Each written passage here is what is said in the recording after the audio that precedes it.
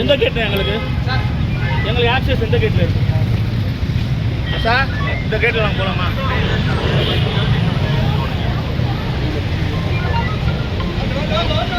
அண்ணே